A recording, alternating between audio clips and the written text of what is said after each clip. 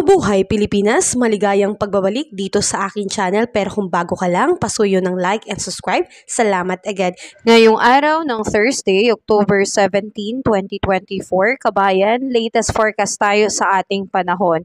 Sa ngayon, isa na pong ganap na tropical depression ang binabantayang low pressure area sa labas ng Philippine Area of Responsibility. Yan po ay ayon sa tala ng Japan Meteorological Agency o JMA, samantalang LPA lamang ito sa pag-asa.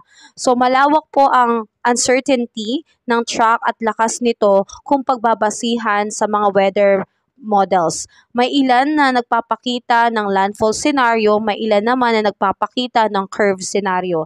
Hindi inaalis ang tsansa na pumasok ito sa Philippine Area of Responsibility sa mga susunod na araw. Kaya abantayan po natin yan, kabayan. Sa ngayon, malayo pa ang forecast, asahan pa ang maraming pagbabago. Walang rason para magpanik kundi humanda lamang o maghanda sa kahit anong senaryo dahil unpredictable ang ating panahon. Patuloy namin itong babantayan at magbibigay po kami ng latest update tungkol dito.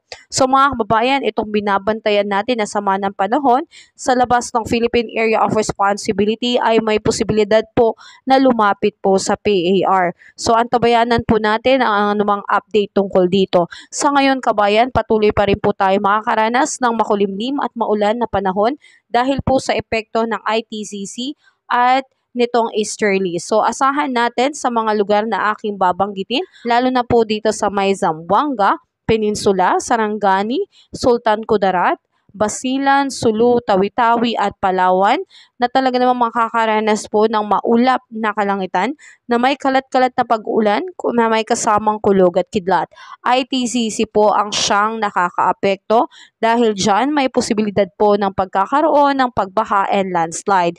At sakop din po ng ITCC ang ilang lugar dito sa Soc-Sargent at sa Barm. So posibilidad po ng pagkakaroon ng maulap na kalangitan at isolated rain showers and thunderstorm din po.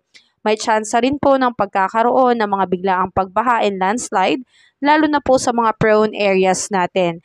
At dito po sa may Metro Manila and the rest of our part ng Luzon and Eastern Visayas, magkakaroon po ng partly cloudy to cloudy skies with isolated rain showers and thunderstorm.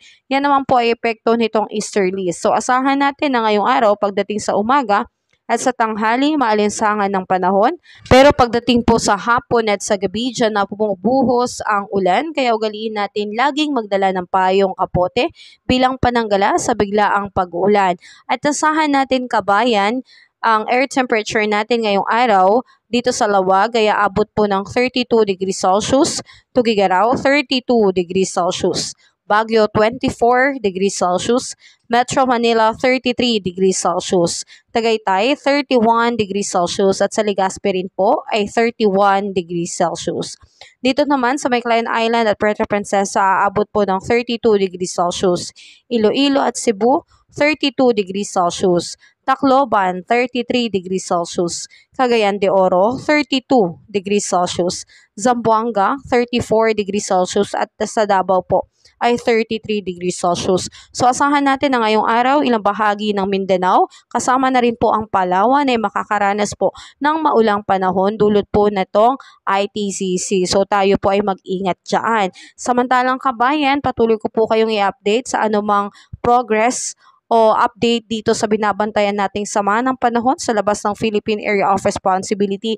Pero magkaganon man, kabayan, kung ito man ay maging isang ganap na bagyo, ito po ay tatawagin nating Bagyong Christine. Dahil nagbaba na rin naman po ng forecast ang Pag-asa na posibleng merong 1 hanggang 2 bagyo na papasok bago matapos ang Oktubre. Kaya patuloy po tayo maging updated at mag-ingat, kabayan. Have a safe day po sa lahat. Kabayan, kung nakatulong sa iyo ang video na to, huwag mo namang kalimutang mag-like and subscribe at pasuyo na rin po, pahit na rin po ng notification bell para updated ka sa mga susunod ko pang weather update. Muli, maraming salamat, ingat, God bless po, kabayan.